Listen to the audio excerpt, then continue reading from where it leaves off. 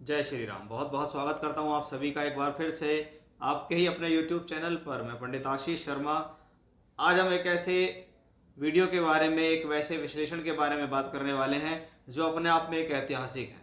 सबसे पहली बात तो मार्च का महीना अगर देखा जाए तो हमारे ज्योतिष शास्त्र के अनुसार मार्च के बाद जो महीना आता है वो अप्रैल का है, और अप्रैल के महीने के से ही शुरुआत हो जाती है चैत्र मास की, जिसको हम नया संवत की शुरुआत कहते हैं। यानी ग्रहों का गोचर अगर देखें तो अपने अगले वर्ष में प्रवेश करने वाला है। अभी अगले वर्ष का प्रवेश करते करते जो मुख्य ग्रहों की भूमिका होती है, जैसे बुध है, शुक्र है, सूर्य है, ये छोटे छोटे समय काल के ग्रह हैं। लेकिन गुरु है, शनि है, राहु है, केतु है, मंगल है, ये वो ग्रह हैं जो बड़ी भूमिका रखते हैं। अब इस महीने खास क्या है, मंगल अपनी नीच राशि की तरफ जा रहे हैं, नीच अभिलाषी होंगे। शुक्र उच्चस्थ अवस्था में होंगे, बुध नीच के होंगे, गुरु शुक्र का राशि परिवर्तन होगा, शनि इस मंथ के एंड में जाके राशि परिवर्तन कर लेंगे, और सूर्य शनि का योग बन रहा है। तो ये जो परिवर्तन है ये अपने आप में बड़े मुख्य परिवर्तन है, आपको हर बार देखने के लिए नहीं मिलेंगे। और ये एक तरीके से साल का अंतिम वर्ष भी आप इसको कह सकते हैं कि भाई यहाँ से वो मास खत्म हो जाएगा और उसके बाद चैत्र मास शुरू हो जाएगा, जहाँ से नए संवत का प्रारंभ होता है। तो अब नए संवत के प्रारंभ से पहले मार्च का जो महीना है, जिसके अंदर ये सारे ग्रहों की स्थितियां दिख रही हैं कि कोई उच्च है, कोई नीच हो चुका है, कोई नीच अभिलाषी है, कोई राशि बदलने जा रहा है। तो देखते हैं मार्च के महीने में ये वृषभ राशि के जातकों को क्या देंगे। वीडियो की शुरुआत करने से पहले अगर पहली बार आप वीडियोस मेरे बने हुए हैं और वीडियो आपको पसंद आए तो ही मेरे चैनल को आप सब्सक्राइब करें, लाइक करें, शेयर करें। और हॉरोस्कोप अगर अपने दिखाना चाहते हैं तो पेड कंसल्टेंसी से आप हॉरोस्कोप दिखा सकते हैं। नीचे स्क्रीन पर व्हाट्सएप नंबर दिया गया है। कुंडली मिलान कराएं, कुंडली बनवाना है, कुंडली दिखाना है, वर्ग कुंडलियों से एनालिसिस कराना है, ऐसा कुछ भी आप कुंडली के माध्यम से हमसे जानकारी ले सकते हैं। सबसे पहले राशि का मालिक ग्रह कौन है? हमारी राशि का मालिक ग्रह है शुक्र। और ये शुक्र ग्रह ब्रह्मांड में, मैंने पहले भी इस पर वीडियो बनाया था कि भाई एक उच्चस्थ अवस्था में है, जिसके लिए मैंने कहा था कि भाई वृषभ राशि के लोगों, आपके लिए शायद इससे बेहतर समय नहीं आ रहा है। 2025 के अंदर शुक्र ग्रह अकेले एकमात्र ऐसे होंगे जो 4 महीने के लिए अपनी उच्चस्थ अवस्था में रहेंगे। इस दौरान ये वक्री भी होंगे, लेकिन उसका भी आपको कोई प्रॉब्लम वाली बात नहीं है, क्योंकि ये ग्रह यहाँ वक्री है तो और स्ट्रांग है। राशि का मालिक उच्च का हो रहा है, और आप ये देखिए बैठा हुआ है 11th हाउस के अंदर, house of income, source of income, तरक्की, प्रमोशन, लाभ का भाव है। और राशि का मालिक वहाँ पहुँचे तो हम क्या कहेंगे? ये समय तरक्की का है, ये समय प्रगति का है, ये समय प्रमोशन का है, ये समय लाभ का है, ये समय जीवन में आगे बढ़ने का है। और ऐसा प्लेनेट आपको हेल्थ के लिए अच्छा है, वेल्थ के लिए अच्छा है, तरक्की प्रमोशंस के लिए अच्छा है। और आपकी ही राशि में गुरु बैठे हुए हैं।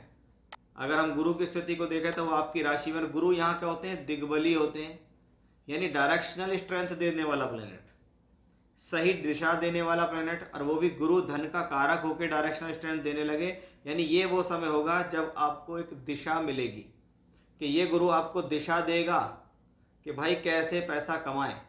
क्योंकि ये गुरु भी अगर पूरी तरीके से देखें तो मार्च के महीने में ही ये दिशा दे रहा है।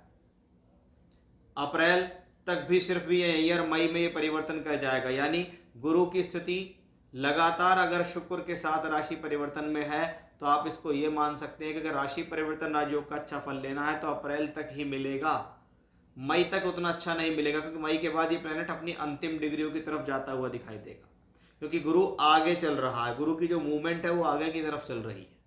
तो ये गुरु शुक्र का एक्सचेंज योग, मैं इसको कहता हूँ सभी कार्य क्षेत्र में एक बेहतर सफलता का सहयोग है।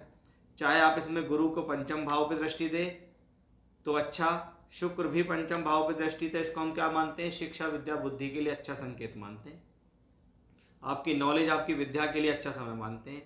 अब उच्च के शुक्र के साथ नीच का बुध है। ये बुध भी कहाँ है भाई? मार्च के महीने में ये मीन राशि में रहेगा। लेकिन ये प्लेनेट दिखने में नीच है, लेकिन आप इसके अंदर पॉजिटिविटी ढूंढोगे तो कहोगे भी ऐसा नीच का ग्रह अगर किसी को मिल भी जाए तो घबराए नहीं। पहली बात, वो 11वें घर में है। 11वें घर में तो नॉर्मली नीच के ग्रह अच्छे फल देते हैं, 3, 6, 11 में नीच का ग्रह अच्छा फल देता है, ऐसा व्रत पराशर होरा शास्त्र कहती है। 11वां घर इनकम का भाव है, लाभ का भाव है, और बुध ग्रह को हम द्रव्य मानते हैं, यानी एक तरीके से हम मनी फ्लो के बारे में भी देखें तो बुध का यूज होता है। तो 11वां घर लाभ का भाव, शुक्र उच्च का उसके साथ है, तो इसको कहते हैं बुध ने शुक्र और नीच भंग राजयोग हो गया। वहीं क्योंकि ये गुरु की राशि में है और गुरु आपके राशि लगन में बैठा हुआ है, इसलिए ये नीच का होते हुए भी कुछ भी नीच के फल नहीं दे रहा। अब दूसरे घर का मालिक है तो तरक्की, प्रमोशंस, धन वृद्धि, पूंजी में वृद्धि, तरक्की या पैसे का बढ़ जाना, या अचानक से व्यापार अच्छा मिल गया, नौकरी में कुछ अच्छा प्रमोशन मिल गया, कोई अच्छी तरक्की मिल गई। पंचम भाव का मालिक होकर पंचम भाव को देखता। अब इस समय पंचम भाव पे 3 ग्रहों का संबंध है, गुरु का भी है, शुक्र का भी है और बुध का भी है। तो हम क्या कहेंगे, 5वें घर के पूर्ण रिजल्ट मिलेंगे। यानी ये समय शिक्षा, विद्या, बुद्धि के लिए अच्छा, अपने निर्णयों से धन कमाने के लिए अच्छा, लव रिलेशनशिप्स के लिए अच्छा, पढ़ाई से पैसा कमाने के लिए अच्छा, संतान के कंसीव करने के लिए भी यह समय बड़ा शुभ माना गया है। अब हमारा अगला प्लैनेट आता है जिसको हम हमेशा से कहते हैं भाई ये प्लैनेट अब मंगल है। वैसे वृषभ लगन के लिए मंगल कोई बहुत अच्छा प्लैनेट नहीं होता, क्योंकि वो लगन के स्वामी का शत्रु है। अब मंगल कहाँ है, दूसरे घर में है।